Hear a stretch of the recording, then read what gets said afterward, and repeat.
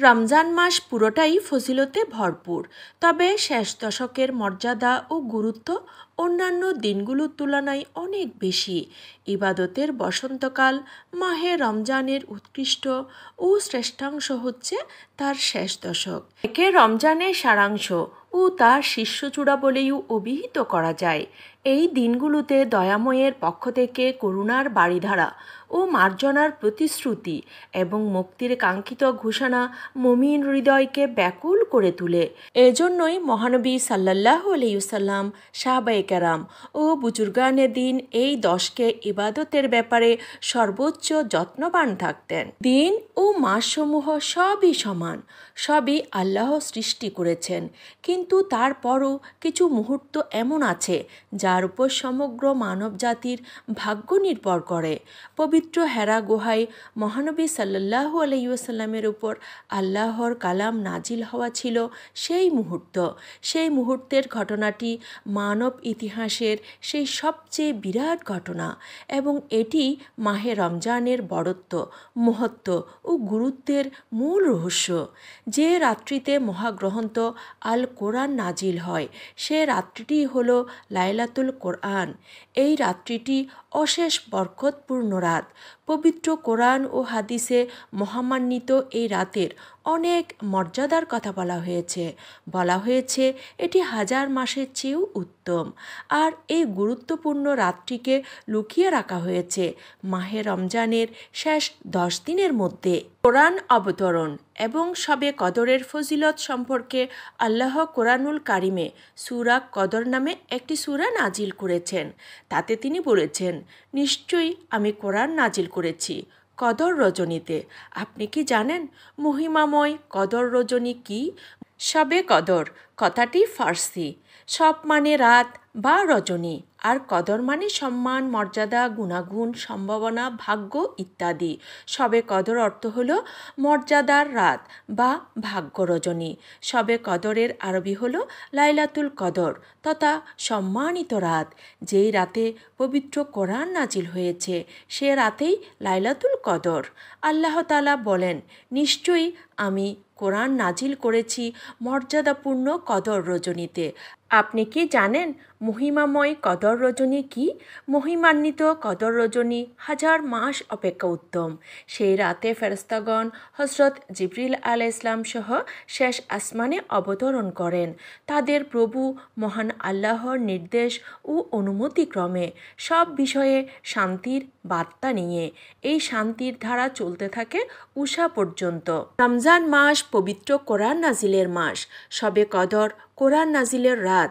এ রাতেই প্রথম পবিত্র মক্কা মোকাররমার হেরা পর্বতের গুহায় মহান আল্লাহ রাব্বুল আলামিনের পক্ষ থেকে ফেরেশতাদের সর্দার হযরত জিবরাইল আলাইহিস সালামের মাধ্যমে বিশ্বনবী হযরত মুহাম্মদ সাল্লাল্লাহু আলাইহি ওয়াসাল্লামের প্রতি মহাগ্রন্থ আল কোরআন অবতীর্ণ হয়।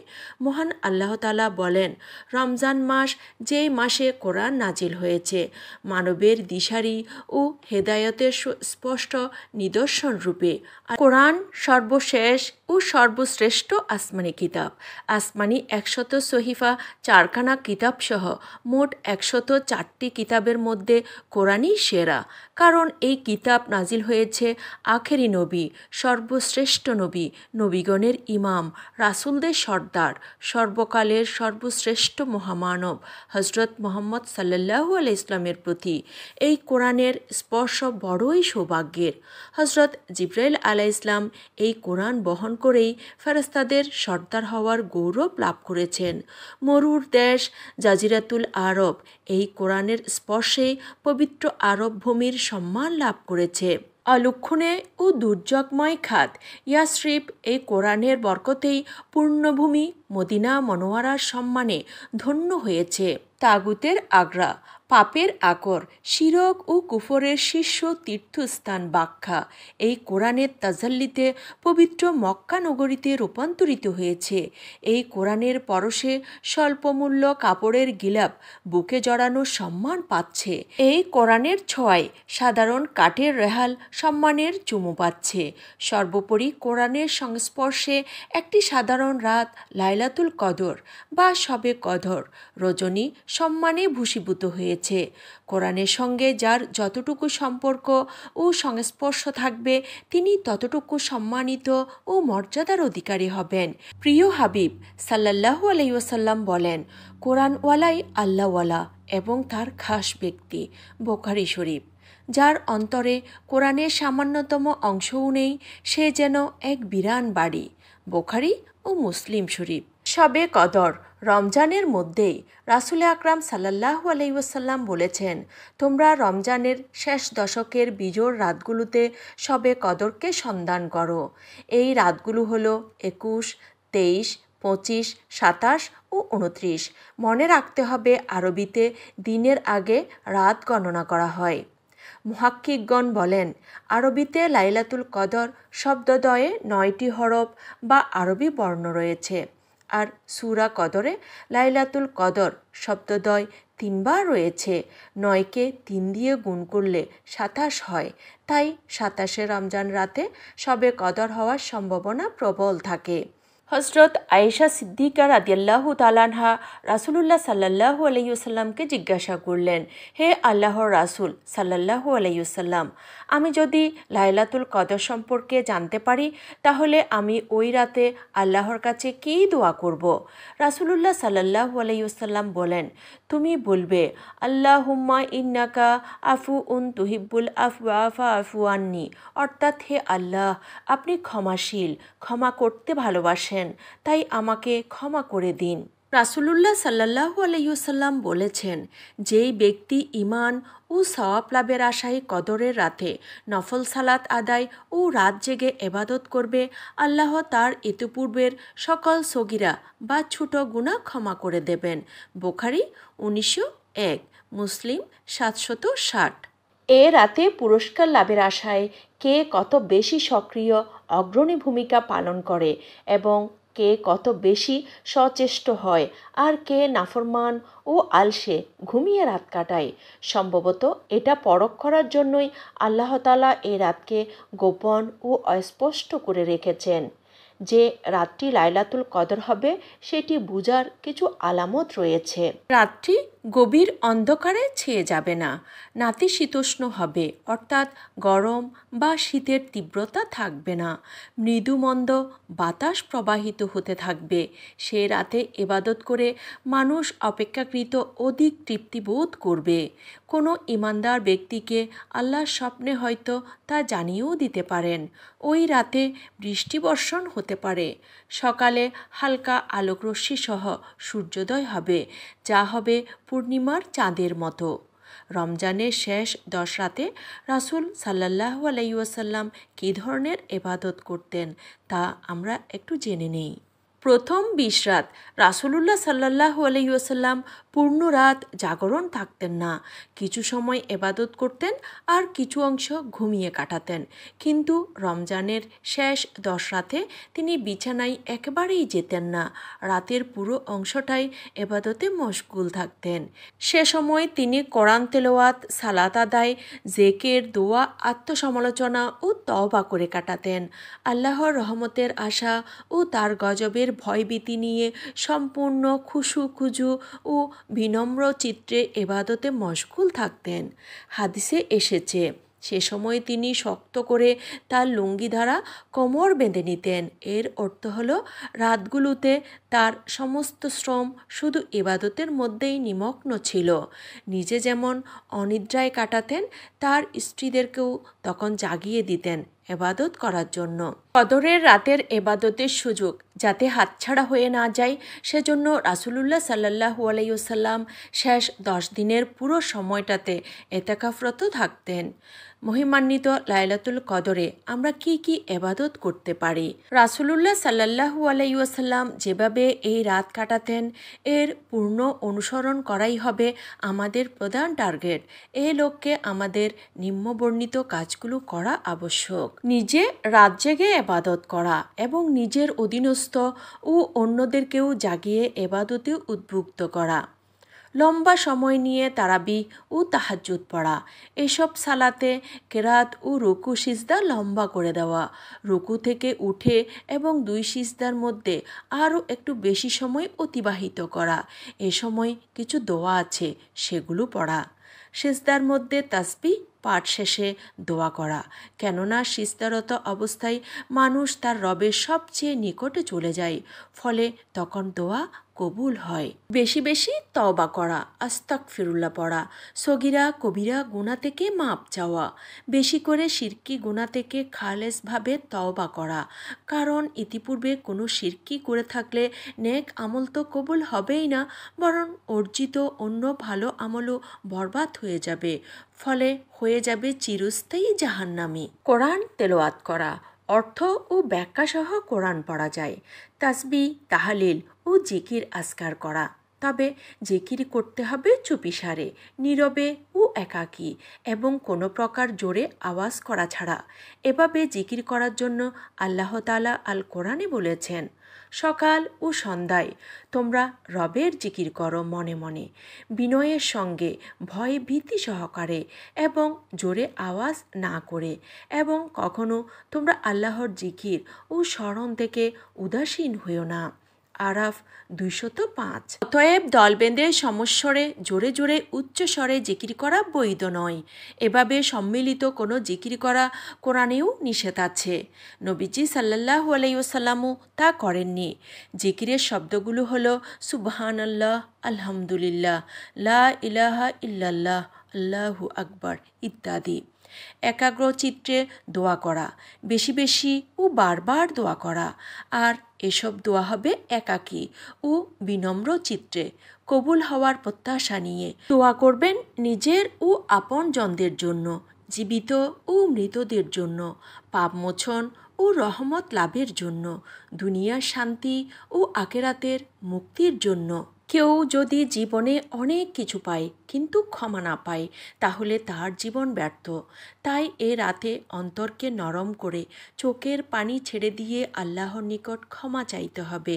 তবে মনে রাখতে হবে যে আল্লাহর নিকট ক্ষমা চাওয়ার পূর্বে খাঁটি দিলে তওবা ইস্তেগফার করতে হবে। খাঁটি তওবার 4টি শর্ত রয়েছে। 1. পূর্বের গুনাহ থেকে ফিরে আসা বা গুনাহ ছেড়ে দিতে হবে। 2. গুনাহের জন্য মনে মনে অনুতপ্ত হতে হবে যে আমি বড় অন্যায় করেছি। 3. ভবিষ্যতে এই গুনাহ আর করব না বলে মনে মনে দৃঢ় প্রতিজ্ঞা গ্রহণ করতে হবে। 4. বান্দার কোনো হক নষ্ট করে থাকলে যথাসাধ্য সেই হক আদায় করে দিতে হবে। রমজানের শেষ 10 দিন আরও একটি উল্লেখযোগ্য বিষয় হচ্ছে ইতেকাফ। ইতেকাফ শরীয়ত সম্মত একটি আমল হওয়ার ব্যাপারে পবিত্র কোরআনে স্পষ্ট উল্লেখ রয়েছে। আল্লাহ তাআলা বলেন, আমি ইব্রাহিম ও ইসমাইলকে আদেশ দিয়েছিলাম যেন তারা আমার ঘরকে তাওয়াফকারীদের জন্য, ইতেকাফকারীদের জন্য ও রুকু সিজদাকারীদের জন্য পবিত্র রাখে। সূরা বাকারা আয়াত 125। রাসূলুল্লাহ সাল্লাল্লাহু আলাইহি ওয়াসাল্লাম রমজানের শেষ 10 দিন ইতেকাফ করতেন। রাসূলুল্লাহ সাল্লাল্লাহু আলাইহি ওয়াসাল্লাম রমজানের শেষের 10কে ইতেকাফ করেছেন ইন্তেকাল পর্যন্ত। এরপর তার স্ত্রীগণ ইতেকাফ করেছেন। বুখারী 2026। রাসূলুল্লাহ সাল্লাল্লাহু আলাইহি ওয়াসাল্লাম প্রতি রমজানে 10 দিন ইতেকাফ করতেন। তবে যে বছর তিনি পরলোকগত হন সেই বছর তিনি 20 দিন ইতেকাফে কাটান। ইতেকাফের অনেক ফজিলত রয়েছে। ইতেকাফ আল্লাহর নৈকট্য লাভের সহজ উপায়, আল্লাহর সঙ্গে সুনিবিড় সম্পর্ক গড়ে তোলার মাধ্যম। কারণ মানুষ যখন সংসার জগতের কর্মকাণ্ড থেকে নিজেকে সম্পূর্ণ মুক্ত করে আল্লাহর ঘরে ইবাদতের নিমিত্তে আত্মনিয়োগ করবে, তখন দয়াবান স্রষ্টা কি তার থেকে বিমুখ থাকতে পারেন? তিনি তো ঘোষণা দিয়ে রেখেছেন, বান্দা আমার দিকে 1 হাত অগ্রসর হলে আমি তার দিকে 2 হাত অগ্রসর হই, আমার দিকে ধীরে ধীরে এগিয়ে এলে আমি তার দিকে দৌড়ে যাই। আবু হুরায়রা রাদিয়াল্লাহু তাআলা আনহু থেকে বর্ণিত হাদিসে রয়েছে, কেউ যখন আল্লাহর ঘর মসজিদে অবস্থান নেয় তখন আল্লাহ তাআলা এত বেশি আনন্দিত হন যেমন বিদেশ বিভুঁই থেকে কেউ বাড়িতে এলে আপনজনেরা আনন্দিত হয়ে থাকে। অন্য হাদিসে এসেছে, যে ব্যক্তি আল্লাহ তাআলা সন্তুষ্টির উদ্দেশ্যে একদিন ইতিকাফ করবে, আল্লাহ তাআলা তার এবং জাহান্নামের মাঝে 3 খন্দক দূরত্ব সৃষ্টি করে দিবেন, অর্থাৎ আসমান ও জমিনের দূরত্ব থেকে অধিক দূরত্ব সৃষ্টি করে দিবেন। আলী বিন হুসাইন রাদিয়াল্লাহু তাআলা আনহু নিজ পিতা থেকে বর্ণনা করেন, রাসূলুল্লাহ সাল্লাল্লাহু আলাইহি ওয়াসাল্লাম বলেছেন, যেই ব্যক্তি রমজানে 10 দিন ইতিকাফ করে তা 2 হজ ও 2 উমরার সমান। বাইহাকি। ইতিকাফ কয়েক প্রকারের হতে পারে। সুন্নত ইতিকাফ, রমজানের শেষ দশকের ইতিকাফ, অর্থাৎ 20 রমজানের সূর্য ডুবার আগ মুহূর্ত থেকে শাওয়াল মাসের চাঁদ ওঠা পর্যন্ত মসজিদে ইতিকাফ করা। এই ধরনের ইতিকাফকে সুন্নতে মুআক্কাদা কিফাইয়া বলা হয়। গ্রাম বা মহল্লাবাসীর পক্ষে কোনো এক বা একাধিক ব্যক্তি এই ইতিকাফ করলে সবার পক্ষ থেকে তা আদায় হয়ে যাবে। ওয়াজিব ইতিকাফ, নজর বা মানতের ইতিকাফ ওয়াজিব। যেমন কেউ বলল যে আমার অমুক কাজ সমাধা হলে আমি একদিন ইতিকাফ করব, অথবা কোনো কাজের শর্ত উল্লেখ না করেই বলল আমি একদিন অবশ্যই ইতিকাফ করব। যতদিন শর্ত করা হবে ততদিন ইতিকাফ করা ওয়াজিব। ওয়াজিব ইতিকাফের জন্য রোজা রাখা শর্ত। সুন্নত ইতিকাফ ভঙ্গ করলে তা পালন করা ওয়াজিব হয়ে যায়। নফল ইতিকাফ সাধারণভাবে যে কোনো সময় ইতিকাফ করাকে নফল ইতিকাফ বলে। এর জন্য কোনো দিন কিংবা সময়ের পরিমাপ নেই। অল্প সময়ের জন্য ইতিকাফ করা যেতে পারে। এই জন্য মসজিদে প্রবেশের পূর্বে ইতিকাফের নিয়ত করে প্রবেশ করা ভালো। মহিলাদের ইতিকাফ, মহিলারা ঘরের যে অংশে সাধারণত নামাজ পড়া হয় তেমন কোনো অংশে ইতিকাফের জন্য নির্দিষ্ট করে 10 দিন কিংবা কম সময়ের জন্য ইতিকাফের নিয়ত করে সেই জায়গায় বসে ইবাদত বন্দেগী শুরু করা। শরীয়তের কোনো ওজর ছাড়া সেখান থেকে উঠে অন্যত্র না যাওয়াই ভালো। রাতে সেখানেই ঘুমানো ভালো। ইতিকাফ অবস্থায় যদি মহিলাদের মাসিক শুরু হয়ে যায় তাহলে ইতিকাফ নষ্ট হয়ে যাবে। ইতিকাফে বিভিন্ন বিষয় করণীয় রয়েছে। ইতিকাফ অবস্থায় করণীয় হচ্ছে: 1. বেশি বেশি আল্লাহর জিকির আজকার করা। 2. নফল নামাজ আদায় করা। 3. কোরআন তেলাওয়াত করা। 4. দ্বীনি ওয়াজ নসিহত শোনা। 5. ধর্মীয় গ্রন্থাবলী পাঠ করা। ইতিকাফে বিভিন্ন বিষয় বর্জনীয় রয়েছে। ইতিকাফ অবস্থায় যেসব কাজ করা ভালো না: 1. ইতিকাফ অবস্থায় বিনা ওজরে মসজিদের বাইরে যাওয়া। 2. দুনিয়াবি আলোচনায় মগ্ন হওয়া। 3. কোনো জিনিস বেচাকেনা করা। 4. ব্যবসা বাণিজ্যের হিসাব নিকাশ করা। 5. ওজরবশত বাইরে গিয়ে প্রয়োজন অতিরিক্ত বিলম্ব করা। 6. স্ত্রীর সঙ্গে সহবাস করা।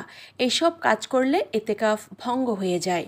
ইতিকাফ দীর্ঘ সময় ধরে করা উত্তম, বিশেষত মাহে রমজানের শেষ 10 দিন ইতিকাফ অবস্থায় থাকায় লাইলাতুল কদর বা হাজার মাসের শ্রেষ্ঠতম ভাগ্যের রজনী লাভের সৌভাগ্য হতে পারে। ইতিকাফের অন্যতম উদ্দেশ্য হল শবে কদর প্রাপ্তি। রমজানের শেষ দশক ইতিকাফ করলে শবে কদর প্রাপ্তি প্রায় নিশ্চিত হয়ে যায়। ইতিকাফের মূল কথা হলো সব কিছু ছেড়ে আল্লাহর সান্নিধ্যে চলে যাওয়া। হযরত আবু হুরায়রা রাদিয়াল্লাহু তাআলা আনহু বর্ণনা করেন, রাসূলুল্লাহ সাল্লাল্লাহু আলাইহি ওয়াসাল্লাম বলেছেন, যে ব্যক্তি ঈমানের সঙ্গে সওয়াবের নিয়তে কদরের রাত জেগে ইবাদত করবে তার অতীতের গুনাহ মাফ করে দেওয়া হবে। বুখারী শরীফ। শবে কদরের আমল হলো: নফল নামাজ, তাইয়াতুল ওযু, দুখুলিল মসজিদ, আওয়াবিন, তাহাজ্জুদ, সালাতুত তাসবিহ, তাওবার নামাজ, সালাতুল হাজত, সালাতুল শুকর ও অন্যান্য নফল ইবাদত করা। নামাজে কিরাত ও রুকু সিজদা দীর্ঘ করা, কোরআন শরীফ পড়া, সূরা কদর, সূরা দুখান, সূরা মুজাম্মিল, সূরা মুদাসসির, সূরা ইয়াসিন, সূরা তোহা, সূরা আর রহমান ও অন্যান্য ফজিলতের সূরাসমূহ তেলাওয়াত করা। দরুদ শরীফ বেশি বেশি পড়া, তওবা ইস্তেগফার অধিক পরিমাণে পড়া, দোয়া কালাম, তাসবিহ তাহলিল, জিকির আজকার ইত্যাদি করা, কবর জিয়ারত করা, নিজের জন্য, পিতামাতার জন্য, আত্মীয় স্বজনের জন্য, বন্ধুবান্ধব ও সব মুমিন মুসলমানের জন্য ক্ষমা প্রার্থনা করা এবং দেশ ও জাতির কল্যাণ ও সমৃদ্ধি কামনায় দোয়া করা। আল্লাহ তাআলা লাইলাতুল কদরে কোরআন নাজিল করেছেন। এই রাত বছরে একবার আসে আর চলে যায়, কিন্তু এই রাতের মহান নিয়ামত কোরআন মানব সমাজেই বিরাজমান থাকে চিরদিন। মানব জীবনের সাফল্য এই কোরআনের আমলের উপরেই নির্ভরশীল। এই রাতের মর্যাদা মূল্যায়ন তখনই যথার্থ হবে যখন আমরা কোরআনের নির্দেশিত পথে চলব আর কোরআনের বাহক হযরত মুহাম্মদ সাল্লাল্লাহু আলাইহি ওয়াসাল্লামের পূর্ণাঙ্গ অনুগত থাকব। এই রাতের সর্বাপেক্ষা মহৎ প্রাপ্তি হল কোরআনের হক আদায় করা এবং আল্লাহর বান্দাদেরকে কোরআন প্রদর্শিত পথে পরিচালিত করার জন্য নিজেদেরকে সর্বদা প্রস্তুত করা। আল্লাহ যেন সবাইকে লাইলাতুল কদর তালাশ করার তৌফিক দান করুন, সে অনুযায়ী আমল করার তৌফিক এনায়েত করুন। আমিন, আমিন, সুম্মা আমিন।